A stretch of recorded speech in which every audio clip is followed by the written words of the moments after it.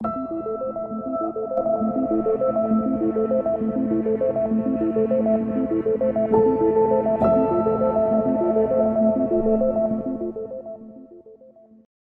everyone. Welcome back to one of the best podcasts on the podcast airways, Birth of a Degenerate, starring me, Jay Philly the Kid, with my two indomitable co-hosts, Morgan Watkins and Billy FFD. How are we doing today, boys? Where's the dictionary at? Yeah, is that a word? Thesaurus? Indomitable? I think you're talking about the Indominus Rex, and this is not a Jurassic World podcast. Hey, you have a computer, use it. It's called Google. Google. Yeah, you've lost all your credibility.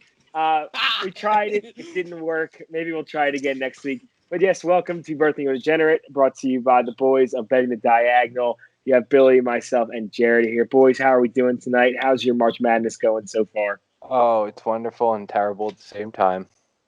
It's a wild, wild ride, to say the least. A bunch of oral. Bunch of oral. If you watch Betting Diagonal, we did a strictly oral episode, and we tried to fit it into baseball.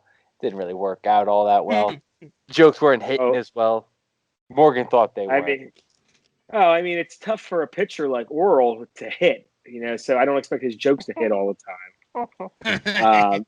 But yes, check out that episode. We are huge fans of Oral Roberts. And we did the count. It was 80, 82, 83 times that I had said Oral in about an hour. I would like actually Guinness Book of World Records, if you're listening right now, I would like my credit. It's Morgan with an A at the end.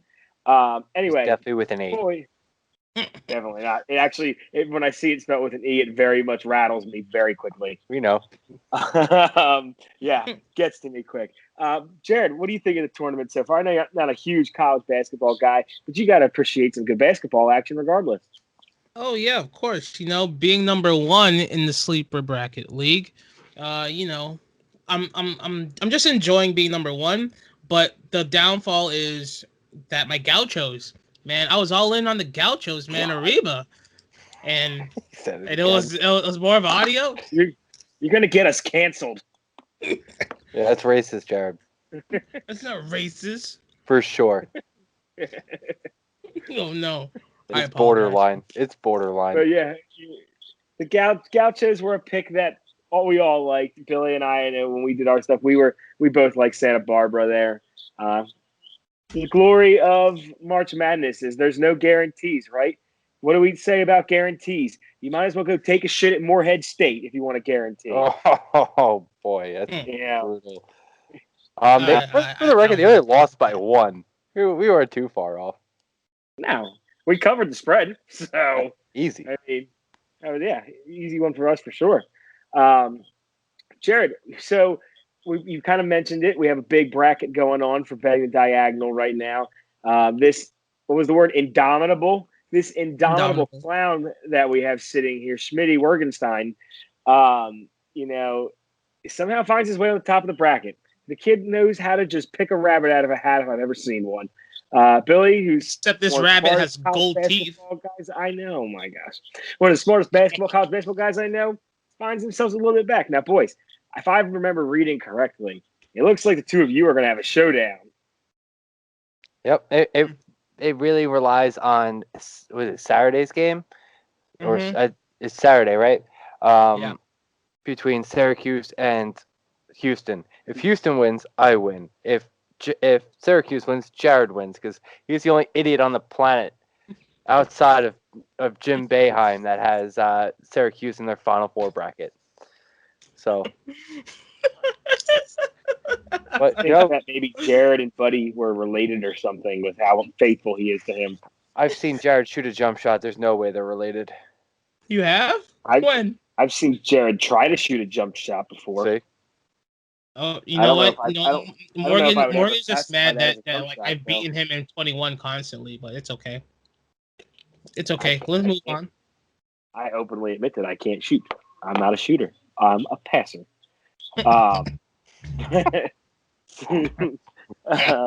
So moving on, He's our rattled.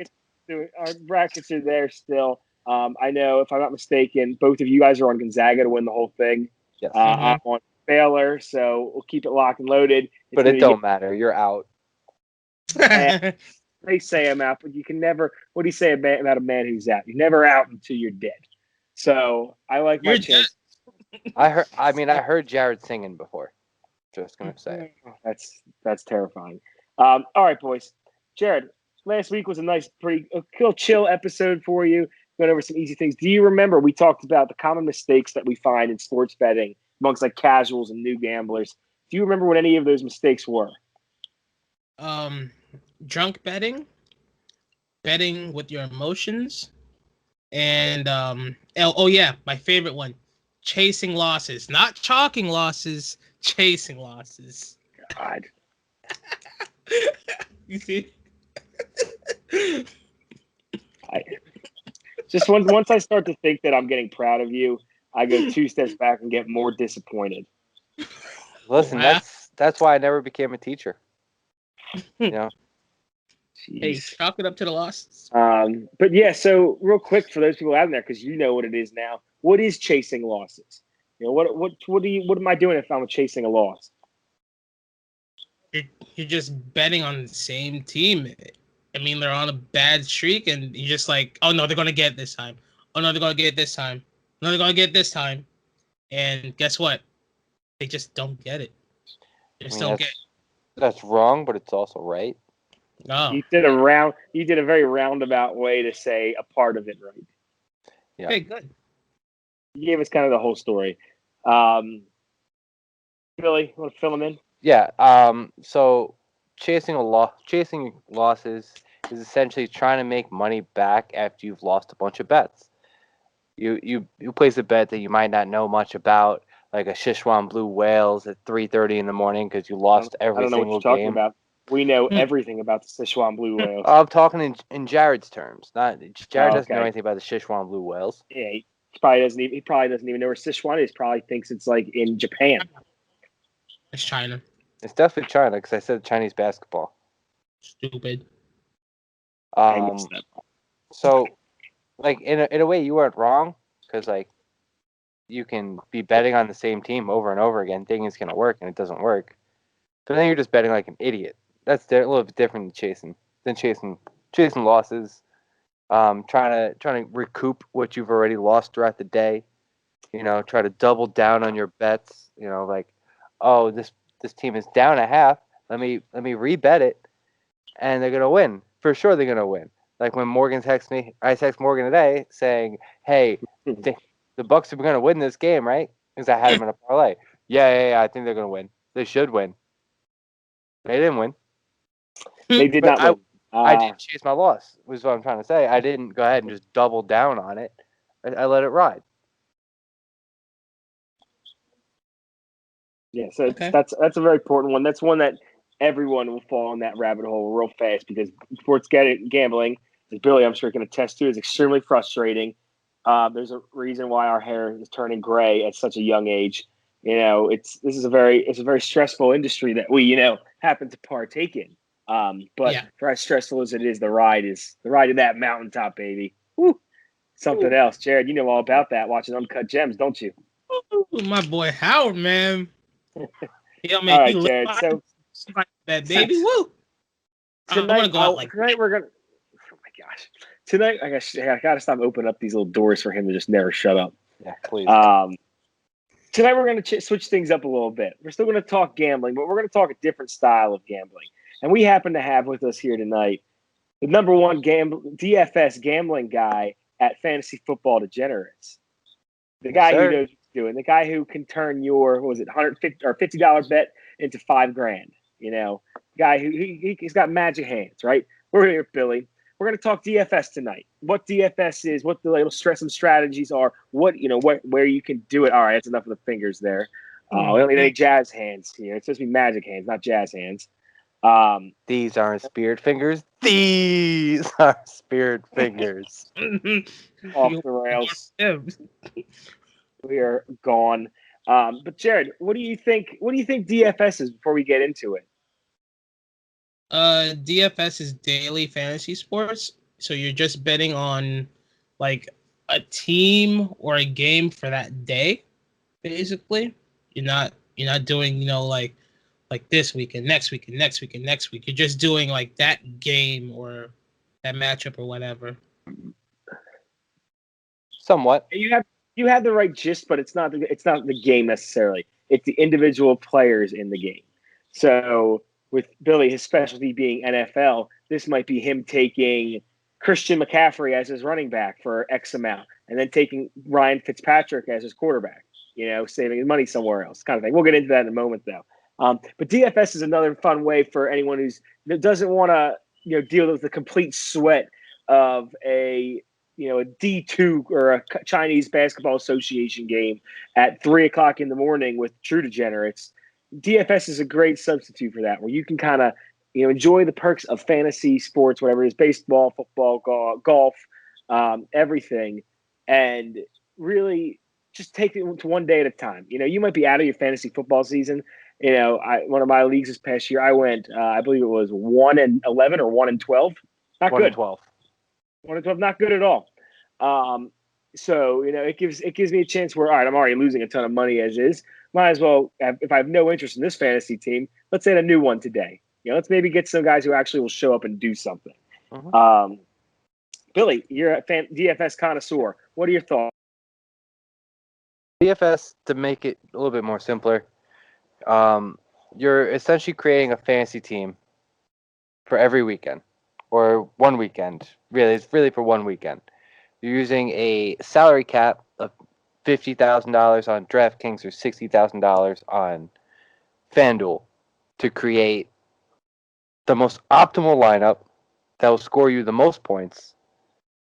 Therefore, you can bring in all the money, or as when I write my articles, back in the Brinks trucks. It's a wonderful game. I love playing it. I enjoy it more than regular fantasy football at this point. We're gonna be when we talk about it, we're just gonna break it down in football terms, just because it's my specialty. It seems to be the better opportunity to win, maybe because I focus more on it in general. But I try to do basketball for the first 20 games of the year this year, and it seemed to be a crapshoot, pretty much useless. Maybe one day Morgan can teach me how to read the matchups correctly, because to me it's like you don't know who's going to go off, and it's it's a crapshoot. Well, maybe we'll have that as one of this, because this is going to be a couple episode little mini series here, which are just because this is such a big avenue going into sports gambling. It's very new compared to a lot of other things in this. It's something that everyone's going to really enjoy. We can definitely look at it, because I've dabbled a little bit here and there on NBA ones and have had a decent amount of success. Whereas I just stink at anything football fantasy related, so I don't even touch it anymore. But DFS is a really cool thing, and there's a bunch of different places that you can play it on. You can go to DraftKings. You can go to FanDuel. All these different. I think does Yahoo have daily fantasy? Yahoo has one. And for those who enjoy gambling on prop bets, this one will definitely interest you, Morgan.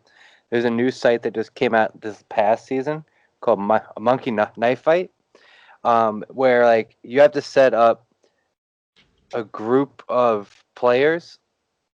I'm pretty sure, I'm not 100% sure how it works, but you're still using a salary cap. But then instead of projecting them to that guy needs to score 20 fantasy points, you pick the over-under of him getting yards, or for basketball points or rebounds. You're using the Vegas prop bet and trying to win money. Interesting. Mm-hmm. By the way, I just want to say, hashtag not a sponsor, Monkey Knife Fight, but you're more than welcome to sponsor us. I would love for them to sponsor us, because that name is just phenomenal. Yeah. Whoever came up with that one, I want to give them a high five. I'm sounds like a nice little punk rock band. And I'm currently on Monkey Knife Fight, and one of their pros is a cool logo as opposed to traditional DFS. So even more. Yeah. That's not too bad. Just drawn in by what you see, right? So there's some very cool things with DFS, and one of the really cool things that we kind of talked about a little bit is you have like a salary cap for when you're picking players, right?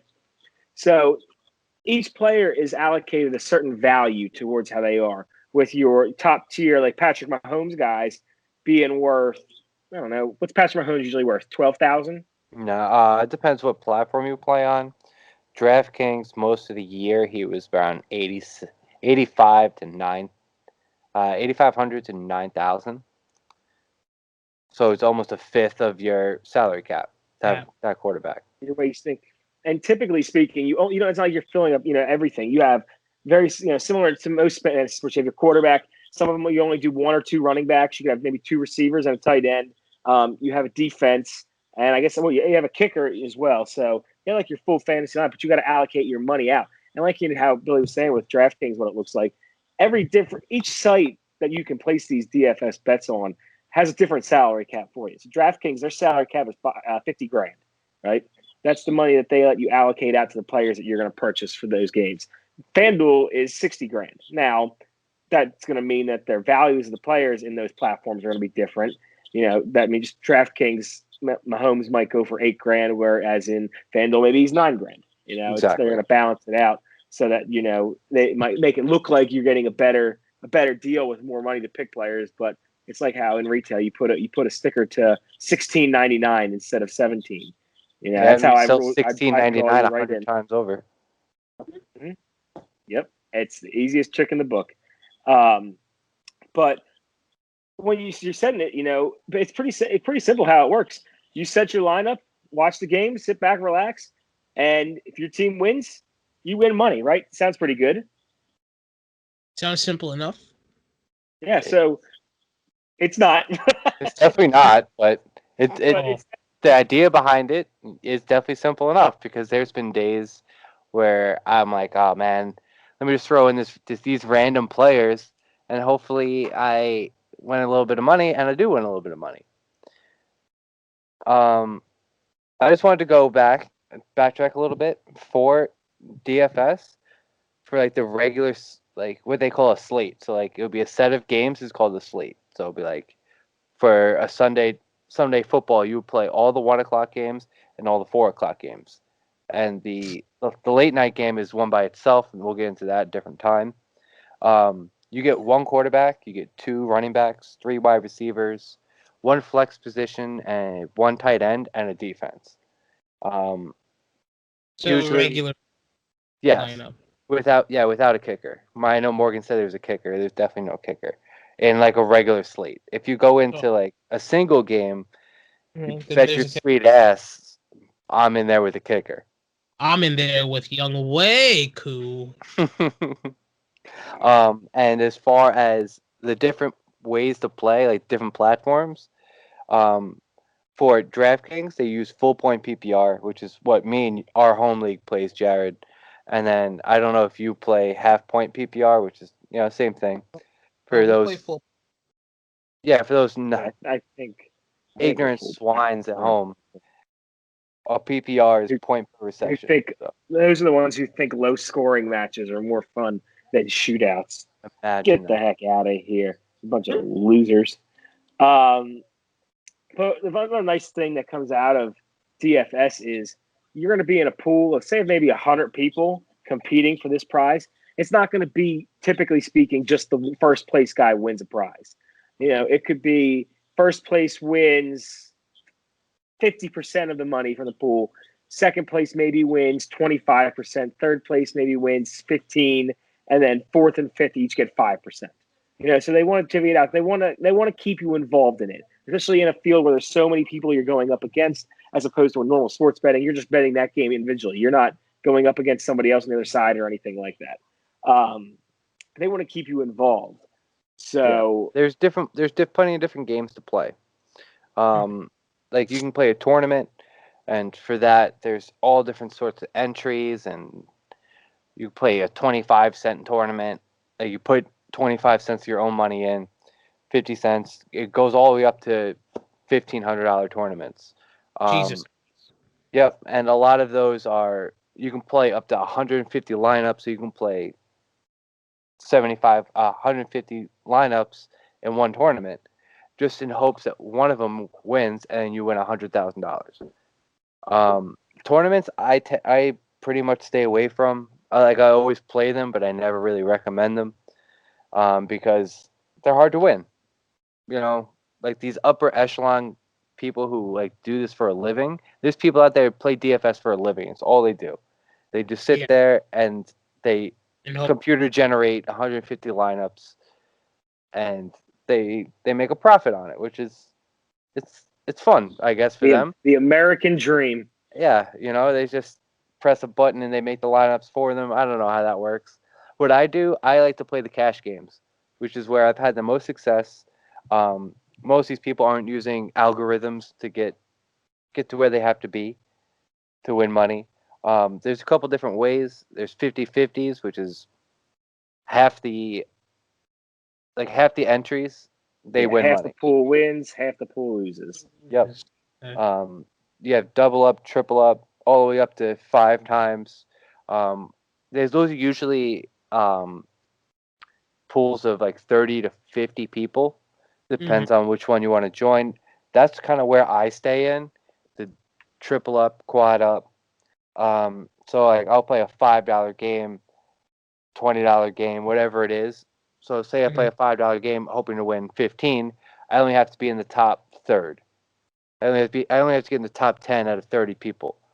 And for me, it's I can most of the time I can safely say I'm better than 20 people. You know, and in at least half the games I'm playing. And that's all it's going to take. There's also free games, like say there's free tournaments you want to play just for fun, just to get the hang of it. There's also, say, Morgan's talking a little bit too much trash one day, so I sent him an invite, face me 1v1 private.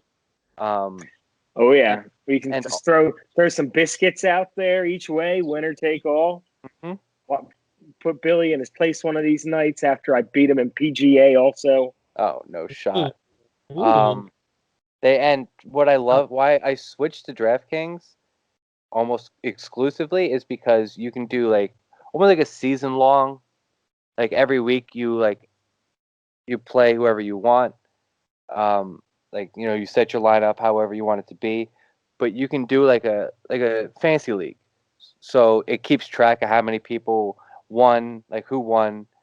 Like last year we had 18 people in it, $10 buy-in every week. If you don't want to play, you don't have to play. But you know, you put your skills to the test with your friends. You know, just toss a little bit of bread around, having some good times.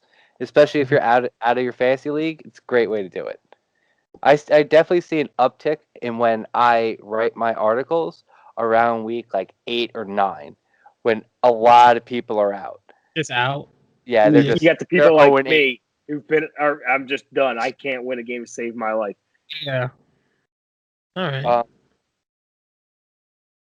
First, would you think that you'd be interested in doing something like this in DFS? I mean, like the point of the podcast is to do sports gambling, so you have to try everything at least once. So why not? Now, given the information I've given you so far, do you think that DFS, say, let's just for argument's sake, we're talking football, would you think it makes you a better gambler when football season comes?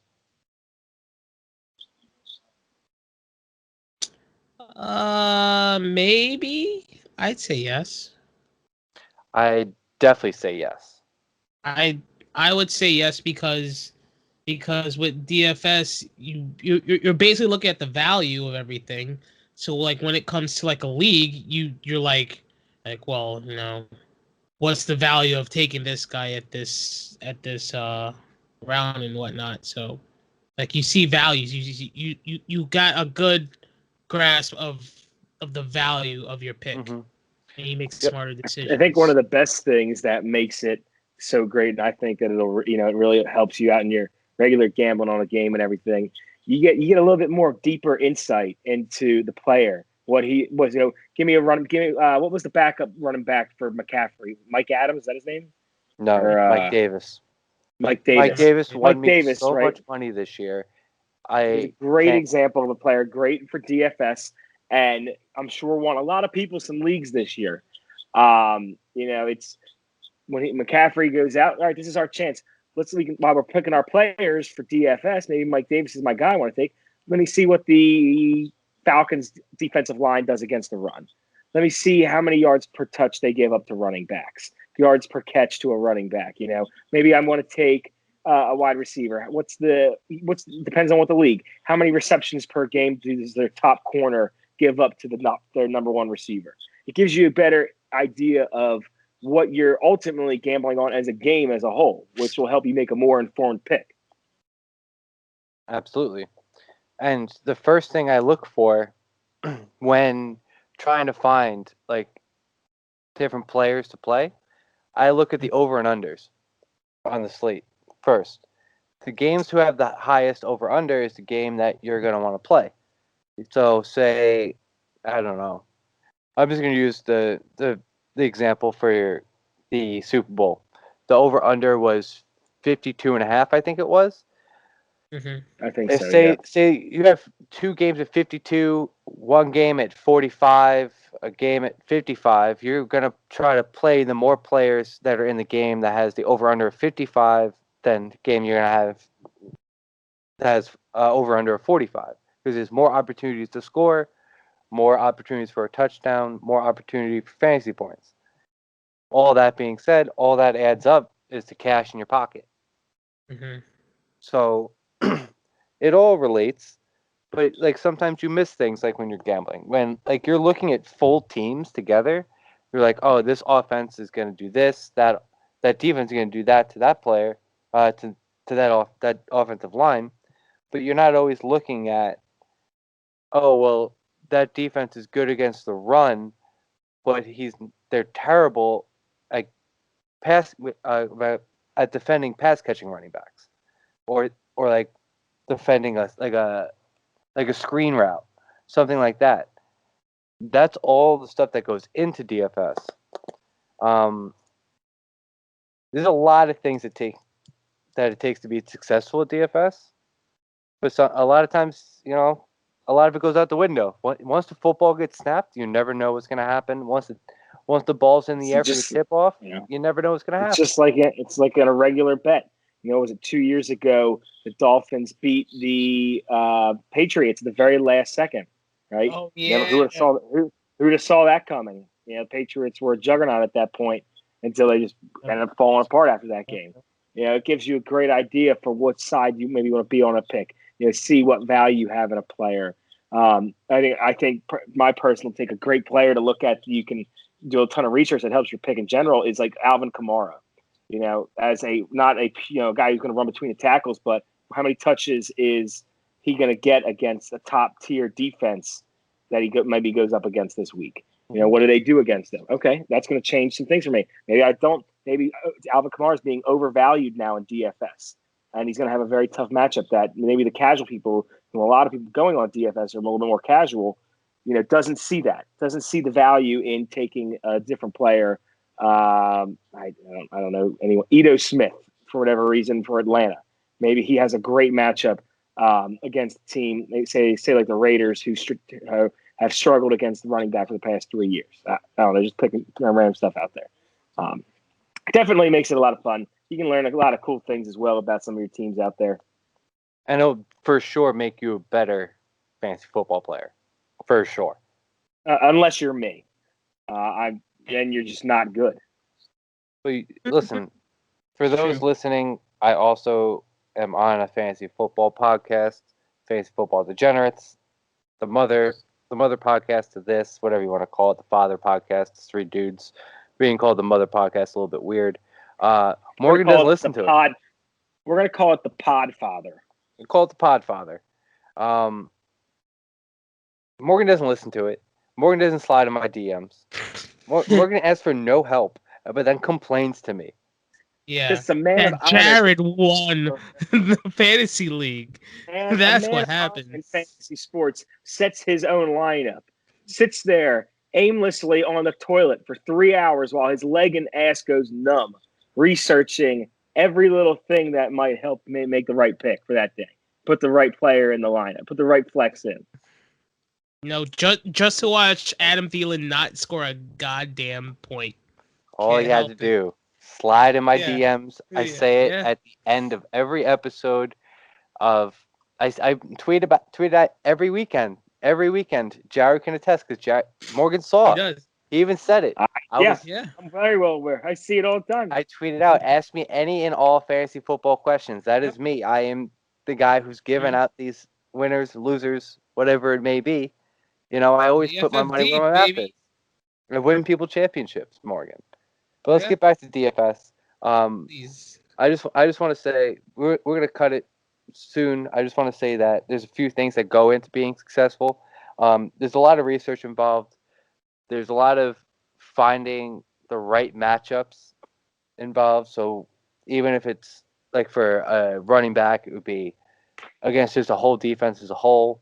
Looking at injuries, for wide receivers, it's who they're getting faced up against in the cornerback in the secondary, or it could be does that to say like Sherman doesn't play man defense, so you would definitely want to avoid somebody like Michael Thomas who only runs a slant route because he's going to be creeping up in a zone, and like if you knew that information ahead of time, it could save you a lot of trouble in the future. And a lot of times, like next week, I'll get into like kind of what I use to like when I go into like how to set up a lineup correctly. I'll give you some of the information of places that I find like that information for. Also, something that really goes into it a lot is something that I use so much is a player's history playing against a team. So if you know anything about Travis Kelce, you know minimum he's catching 10 balls for 150 yards against the Broncos, which is a very good defense. He just loves to play against the Broncos. There's situations like that all over the league. And it's you gotta find it. You got like Morgan said before, who would have saw the Dolphins beating the Patriots? Like that. Fun fact: the Dolphins have beat the Patriots more times than anybody else in the last decade. But nobody knows that because they're quote unquote, oh, the Dolphins. They are the best money line team against the Patriots in the last decade. So that's a good study. I did not know. Granted, the Dolphins are good now, but I did not know that at all. No, it was when they were bad. Yeah. No, I know. I'm saying, granted, they're good now, so maybe it's different. But they should just money line's going to be not worth as much. But I did not know that. Yeah, absolutely. There's things like that give you an edge because all you want is that 1% edge. Then you're winning money every single week. Because, like I said, there's people like me who are playing. There's people like Morgan who doesn't know a damn thing, and there's people like you, Jared, who do know fantasy football, but they just don't know how it works. So if you just put in that extra time, an extra hour, extra 2 hours, and a little extra effort, there's money to be made everywhere. Lemon lime Gatorade, baby. Oh God, not this again. Next week I want to do how to find value, what websites I use, how do I decide who I'm gonna pick, why I'm gonna pick them. I'll pull up a old article next week and kind of break down what I look for, and then we'll roll on from there. And then maybe the third week we'll try out some basketball. We'll build a lineup together live. I think that'll be fun. Yeah. Oh gosh, we're gonna have all Nick lineup. Well, babe. If it hits, No. It cannot be a Nick lineup because you don't bet on your teams. Boy. He'll bring out my favorite John Hammond quote from Jurassic Park: "Spared no expense." Spared no expense. Randall as his powerful. I'm picking all Sixers. All Sixers. So might win. Might win. Hey, for all the bad juju that I'm gonna put towards them, that way they won't win the East, and it'll be the Knicks who win the East. Reverse juju. I'll make a bet with you right now that the Sixers win the East instead of the Knicks. They're number one. What? I'll give me plus 250, and I'll give you plus 2,500. Don't take that bet. Don't take that's a bad bet. No, that's a terrible bet. I don't want that. Hold on, Morgan. Just because he doesn't know anything about gambling, why are you giving yourself fucking plus money on that? Because you know, even like Gonzaga and Baylor are getting plus money in the tournament. You still have your top. Right. All right, I'm giving myself plus 250. It's a lot. I'm a handicapper. I can give myself what I want. The Nets aren't going to play playoffs. They'll have the Bucks. There's 3 teams vying for that one spot. It's not going to happen. I'd say you give the Sixers plus 250. You give the Nets plus 300. Bucks plus 350. No, I definitely wouldn't. No, that's a no. All right, I'll make it plus 5. I'll make it plus 5,000. I wanted to mention this when we talked baseball on last night for Ben Diagonal. I want to say that if anybody deserves the MVP, it should be Julius Randle and nobody else. You can make the case. If you say James Harden, you're a fraud and you don't know anything about basketball. The man quit on his team. James Harden. Yeah, I mean, I know you like Lillard, but at this right now, if it was anyone, I'd pick either. If you take out the guys who are injured and everything, it would come down, I think, to a 3-way race between Jokic, Antetokounmpo, and Lillard. They're not going to get Giannis again. And they're not. And not Julius Randle after what he's done. Yeah. He's single-handedly brought that team to playoff contention. Yeah. Literally. Is the guy who puts up crazy numbers, or he's the guy on the number one team in the conference putting up crazy numbers. He's the guy who's putting up crazy numbers and fucking facilitating a team that shouldn't be in the playoffs. All right. Well, anyway, we can argue Knicks Sixers for years, and you'll never be right. But like we said, we're going to do a couple extra episodes with this one because we really see there's a lot of intrinsic value for everybody watching this and listening to this in DFS. You can have a lot of fun in it if you, like I said earlier, if you don't want the stress and sweat of a regular bet where you're sitting there watching Bellarmine and whomever scrub program they're playing because they're nowhere near as good. You don't have to worry about that where you can't find that game. You can just pick your guys.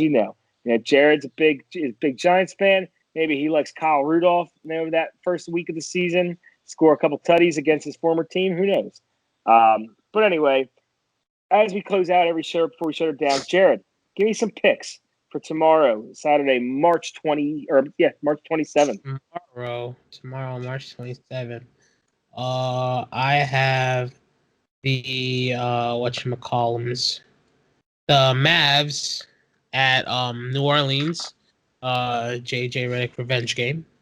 Gonna go off. Gonna drop at least 56. I the Thunder. Wait. What's the number you have?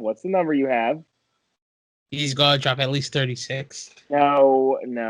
You have the Mavericks. Are they laying points? Are they getting points? Oh, the Mavericks. They are. Where is it? They're -2.5. So they're laying points. Perfect. Good boy. All right, so you're taking the Mavericks minus. I mean, that was just a shot in the dark right there. When you were trying to fix your internet, I said to him, "What's the total for the Sixers Clippers game?" And he goes, "I don't know, minus 110." I'm like, you freaking idiot. They don't have it in the boxes. They don't have it in the box. All right. Okay. What else you got? Give me 2 more picks. We're going NBA picks. Yeah, of course your NBA picks. I have basketball day. The Thunder at Boston. I have them at plus 10. Plus 10 Thunder. Now let me ask you something here. with that game, if it's at +10, would you be interested in purchasing the hook? Ooh. Yeah. Yeah, because it could go either way. All right, which way are you going to take it? Would you take it to 9.5 to get a little bit extra money back your way, or take it to 10.5? Take 9.5. More money. Okay. So we're going to say you're going to be on Celtics +9.5 then. We're going to give you the hook on that game. Are the Celtics at home? I'm sorry. I said that wrong. Thunder +9.5. I know it's the Thunder +9.5, but are the Celtics at home or are they on the road? They're on the road. I think they're on the road. Oh, road I don't like that pick. Yeah. The Celtics. That's one of those ones where I'll get into that in a second. Jared, what's your logic behind that pick? Did you do any research or anything? Wait, what? I know Billy found some good research for this game real quick right there. Did you do any research for this game? Why do you like this pick? Thunder. I don't have the numbers in front of me, but I just know from speaking to you about basketball and just going over games as of recently that the Thunder are significantly better against the spread on the road than they are at home. If you give me 30 seconds, I can pull up the actual number. But they play better on the road for some reason. I'm not really sure why. Let's get that number for you. They are. I got it pulled up already. Oh, at home, they've only covered 8 times out of 21 times. On the road as an underdog, they are 14-8. 14-8, thank you. Yeah. I mean, for example, on the flip side, the Celtics are only 8-16 on the road, covering the spread. I hate to see against that. each other. So who do you side with a little bit more? But all right, Jared, as obviously we found some really good ways you can find some good research for that. So make sure you always want to have that little kind of nugget in your pocket, so you have a little bit better idea. What's your third pick? What do you got? I have the Clippers at -3 against the Sixers. Against your 76ers. They are my number one in the East, arguably number one in the entire association team. Yes, they are. What do you got about that pick? Why you like that pick? I don't know what team. What? Billy doesn't like number one in the association. Wild pick. What association? Number one in your hearts and number one on the score sheet. Joel Embiid's still out. I like the Clippers, but Kawhi Leonard is still questionable injury-wise. But I think the Clippers can get it done. Why not? Plus, Sixers are coming off a game. I think they had a day to rest, but all right. That's not. I probably wouldn't recommend using that as a stat. A day of rest typically is going to help that team a little bit more than hurting them. You gotta having those fresh legs isn't too bad, and it's a little bit different because they didn't travel too far for that game. Yes, Billy. I know you're not good at math, Morgan, but I have a quick question before we close it out. What is a better win percentage, 32-13 or 32-11? 32-11. Oh well, then the Jazz would be the best team in the association. Well, because they lost to the Sixers, so. Listen, one game. Huh? You said the best team in the association. We can take down anybody. But all right, Jared, we'll see what happens with those games. We wish you nothing but the best. We always wish the best for the boys. We want to see you win no matter what. Even if I don't want to see my Sixers lose, we always want to see the fellow young Kings prosper. We want to cash that bread. Right, bread maker? Mm-hmm. Yes, sir. Bake that bread, put it in the oven, comes out as juicy. Beautiful. Great callback to a couple weeks ago episodes. If you haven't seen those, check them out. We got some great content in there. Boys, content. Jared, what you got going on? Where can I find you? You can find me at JPhillyTheKid on all social media, Twitter, Facebook. Yes, I have a Facebook page. MySpace? Facebook. TikTok. MySpace is coming. And especially Twitch. OnlyFans? If you like what? OnlyFans? Not yet. I'm contemplating it though. His new lady friend wouldn't like that very much. I will. But I will subscribe if you put an OnlyFans out. I will 100% subscribe to it. Jesus. But really, truly, just find me on Twitch. I play video games. I do Just Chatting streams on Fridays. Those are ramping up. Love to see you there. He's allergic to bullshit. Sorry. Billy, what's going on in your world? I got a lot of stuff coming. Last night after we recorded, while we were recording, actually, I started doing my rookie breakdowns for all fantasy football related purposes before the draft. Gonna have a draft episode coming out for that for fantasy football degenerates. Plenty of stuff coming. Find me at Billy FFD. Also follow my homeless friend Greg at Gersh Greg. He needs some followers. No, he changed it. I don't know if you saw the updated notes. It's at Oral Gersh now. Oh, it's at Oral Gersh? Oh, boy. Change it. So let's see if we can get him some extra followers now. I think that's why nobody could find him, because he's going by the wrong pseudonym. His real name is actually Oral. He was named after that face of the famous World Series Hall of Fame pitcher Oral Hershiser. Big fan of the program. Big fan of Oral Roberts University. He donates a lot of time there. Likes to spread the word orally to all the people on campus, of his successes. Morgan, I held off as long as I could. I know you did. Where can we find you, Morgan? You can find me at MoWatch26. All of us hiding underneath the at Betting the Diagonal umbrella that is underneath the at FFD podcast umbrella. Great content coming left and right. We'll have DFS content coming from Billy again soon. Getting ready the season, guys. Rankings coming. Maybe we'll have some draft talk coming up. A bunch of different drafts coming up. I'm a huge draft guy. I know Jared. We've argued draft stuff before. I've had to get miserable texts from you when I make to be an Eagles fan. I don't want to talk about it. I mean, honestly, and a quick little sidebar. I'm actually okay with it now. I'm not okay. All right. We don't have the time. We'll talk off stream about it. I'm impartial for the record. Like I said, you can find me at MOS26. Find all of us there. We are on Apple, iTunes podcasts. We are on YouTube. We are on Spotify. We are on OnlyFans. We are on Twitch. We are everywhere that you could possibly look to find us. We're there. If you check out our OnlyFans, we have some really special pictures of Jared coming up shortly. Wink, wink. Yes, sir. Some of a little icy hot. Ooh, daddy. Special video. You muted yourself, Jared. We can't hear you. But this was Birthing a Degenerate. We look forward to having y'all here next week for our second episode about DFS. Boys, until then, I'll see you.